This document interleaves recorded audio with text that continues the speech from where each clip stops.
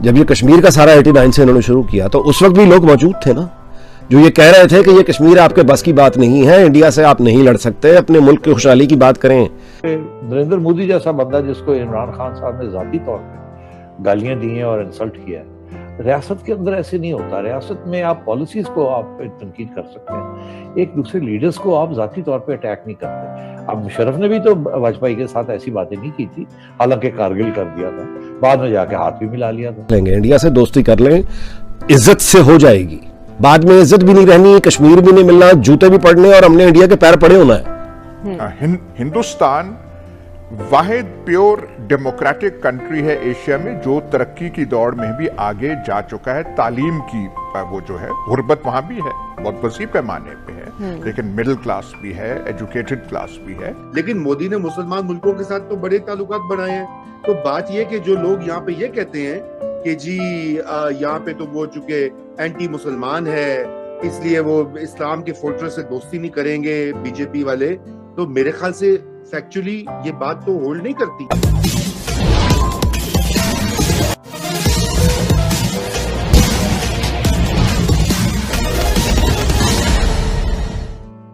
पाकिस्तान की मीडिया में आज यह चर्चा हो रही है कि भारत आज इतना शक्तिशाली हो गया है कि पाकिस्तान भारत से अब लड़ नहीं सकता है। पाकिस्तान को कश्मीर का राग अलापना बंद करके दुश्मनी के बजाय भारत से सुलह कर लेना चाहिए, इसी में पाकिस्तान की भलाई है। भारतीय दयालु होते हैं, पाकिस्तान के गलतियों को नजरअंदाज कर देंगे। इसी पृष्ठभूमि में हो रही पाक मीडिया की परिचर्चा आइए आगे सुने।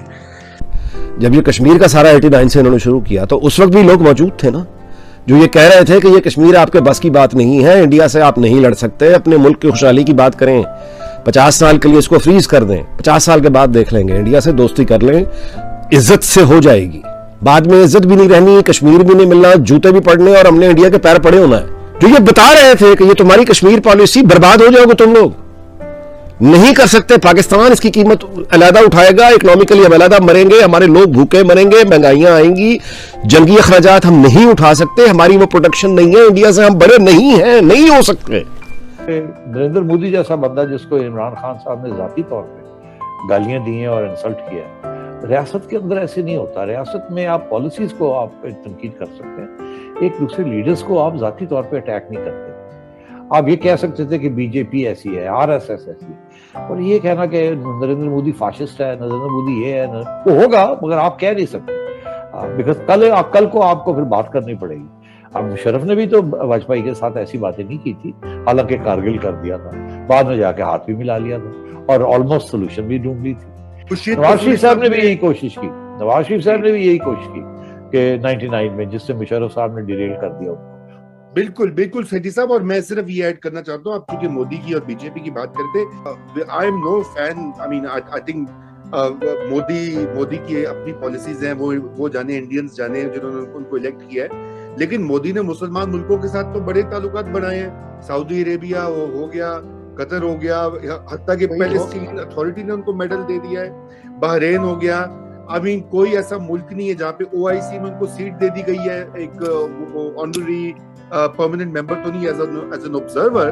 तो बात यह कि जो लोग यहाँ पे ये कहते हैं कि जी यहाँ पे तो वो चूंकि एंटी मुसलमान है इसलिए वो इस्लाम के फोर्ट्रेस से दोस्ती नहीं करेंगे बीजेपी वाले, तो मेरे ख्याल से फैक्चुअली ये बात तो होल्ड नहीं करती।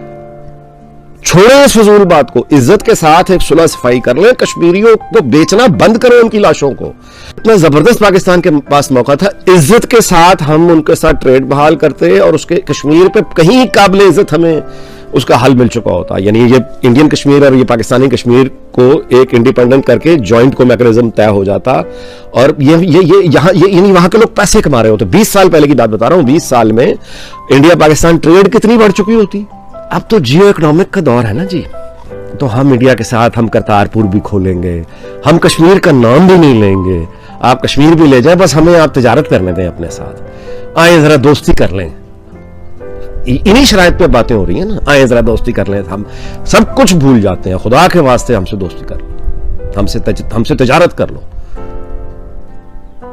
ये है जब बंदरों के हाथ में और कम अकलों के हाथ में और जाहिलों के हाथ में बंदूक जब आती है तो फिर ये नतायज निकलते हैं। हिंदुस्तान वाहिद प्योर डेमोक्रेटिक कंट्री है एशिया में जो तरक्की की दौड़ में भी आगे जा चुका है। तालीम की वो जो है गुर्बत वहां भी है, बहुत वसी पैमाने पे है, लेकिन मिडिल क्लास भी है, एजुकेटेड क्लास भी है। हमने क्यों कर दिया है? तो हमारा सवाल यही है ना, या सबके तो यहाँ पर जमहूरियत डिलीवर क्यों नहीं कर पा रही? यहाँ डेमोक्रेसी की बात यहाँ पे नहीं है, वही मैं आपसे कह रहा हूं। यहाँ पे है कि हम खुद जो हैं अपने आप को डिलीवर क्यों नहीं कर सके। अब ये जो बहस है ऐसी है, अगर आप बुनियाद पाकिस्तान में जाएं, खुल के यहाँ पे हम बात नहीं कर सकेंगे। तो यहाँ पे कुछ बात है कि जो हमें एक लीडरशिप मिलनी चाहिए, एक लीडरशिप क्लास जो मिलनी चाहिए, जो गवर्निंग क्लास मिलनी चाहिए, वो यहाँ पे नहीं पैदा हो सकी। क्यों नहीं पैदा हो सकी? इसका कोई आसान सवाल पाकिस्तान के कॉन्टेक्स्ट में नहीं है। एक पाकिस्तान जो है अनबैलेंस्ड रिपब्लिक है, यूपी से, भोपाल से, हैदराबाद, दक्कन से, वो तालीम वगैरह के लिहाज से हम लोगों से वो आगे थे, ठीक, ज्यादा सोफिस्टिकेटेड थे, मेंटली ज्यादा सोफिस्टिकेटेड थे। वो जो है उनका झमेला और था पार्टीशन का।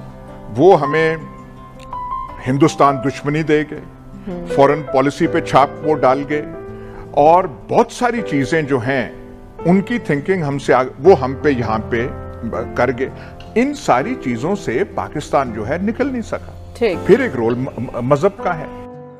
पाकिस्तान एक ऐसा देश है जिसके अंदरूनी राजनीति और फिर बाहर के कूटनीति का अगर हवाला दिया जाए तो लगेगा कि यह हमेशा से ही घड़ी के पेंडुलम की तरह इधर से उधर भटकाव का शिकार रहा है। इसको समझने के लिए ज्यादा इतिहास में जाने की जरूरत नहीं है। अभी परसों दिन OIC की मीटिंग में जो इमरान खान पाकिस्तान के प्रधानमंत्री ने अपने संबोधन में कहा है, उससे ही निष्कर्ष निकाला जा सकता है। प्रधानमंत्री इमरान खान ने कहा कि इजराइल और फिलिस्तीन विवाद का खात्मा होना चाहिए, और इजराइल फिलिस्तीन विवाद के कारण ही अभी तक पाकिस्तान ने इजराइल को एक देश के रूप में मान्यता नहीं दिया है। आप लोगों को पता ही होगा कि इजराइल एक यहूदी बहुसंख्यक वाला देश है और फिलिस्तीन एक मुसलमान बहुसंख्यक वाला देश है। हालांकि बहुत सारे मुस्लिम देश इजराइल को मान्यता दे चुके हैं। पाकिस्तान की सीमा हालांकि इजराइल से नहीं सटती है, लेकिन अभी तक पाकिस्तान ने इजराइल को मान्यता नहीं दिया है। और कारण यही है कि चूंकि इजराइल मुसलमानों पर जो फिलिस्तीन में रहते हैं उस पर अत्याचार करता है, तो मुस्लिम हितों का ध्यान रखकर पाकिस्तान ने इजराइल को मान्यता नहीं दिया है। अगर मान भी लिया जाए कि पाकिस्तान बहुत सही कह रहा है और बहुत सही कर रहा है, तो फिर उसको भारत के संदर्भ में देखा जाए। पाकिस्तान यह भी कहता है कि भारत कश्मीर के मुसलमानों पर अत्याचार करता है। अगर भारत कश्मीर के मुसलमानों पर अत्याचार करता है तो जो पाकिस्तान ने भारत को मान्यता दे रखा है उसको भी वापस लेनी चाहिए। इसके अलावे भी चीन में उगर मुसलमानों पर बहुत ज्यादा अत्याचार कई सालों से हो रहा है, लेकिन चीन के बारे में पाकिस्तान के प्रधानमंत्री से जब पूछा जाता है कि वहाँ के मुसलमानों पर जब अत्याचार हो रहा है तो उसके बारे में आपकी क्या राय है, तो पाकिस्तान के प्रधानमंत्री इमरान खान कहते हैं कि उन्हें पता ही नहीं है। उसी तरह आप लोगों को पता ही होगा कि तालिबान को अभी तक मान्यता पाकिस्तान ने ही नहीं दिया है। पूरी दुनिया से गुहार लगा रहा है कि अफगानिस्तान में जो तालिबानियों की सरकार बनी है पूरी दुनिया मान्यता दे, लेकिन पाकिस्तान अभी तक मान्यता नहीं दिया है। इसके अलावे जब 9/11 की घटना हुई और तालिबानियों के खिलाफ लड़ने के लिए अमेरिका ने अपनी फौज अफगानिस्तान में उतार दी, तब अमेरिका के समर्थन में पाकिस्तान आया। यानी जो अफगानिस्तान में मारे जा रहे थे वह मुसलमान थे और मारने वालों में कौन साथ खड़ा था? पाकिस्तान खड़ा था। तो इससे अंदाज लगा सकते हैं कि पाकिस्तान कितना मुस्लिम हितों का ख्याल रखता है। पाकिस्तान के भारत के प्रधानमंत्री के बारे में भी वहाँ के जो प्रधानमंत्री इमरान खान हैं वही राय थी। वे जब मोदी साहब का इलेक्शन हो रहा था तो वे कामना कर रहे थे कि अब की बार अगर प्रधानमंत्री मोदी चुनाव जीते तो कश्मीर की समस्या का समाधान हो जाएगा। जब जीतकर प्रधानमंत्री मोदी आए तो फिर इमरान खान ने कहा कि अगर भारत 1 कदम बढ़ता है तो वे 2 कदम बढ़ेंगे। भारत ने एक शर्त रखी कि अपने यहाँ से आतंकवादियों को भारत में भेजना बंद करे और इसकी घोषणा करे और इसको इंश्योर कराए कि आतंकवादी पाकिस्तान से भारत में नहीं आएंगे, तो फिर भारत सारी समस्याओं को निपटने के लिए तैयार है। लेकिन इमरान खान ने ऐसा कोई आश्वासन नहीं दिया और मोदी ने जब इमरान खान को भाव नहीं दिया तो इमरान खान मोदी को फासिस्ट कहने लगे, यानी व्यक्तिगत आचरण पर आक्षेप करने लगे। और यही इमरान खान का जो दोहरा रंग है वह उजागर करता है।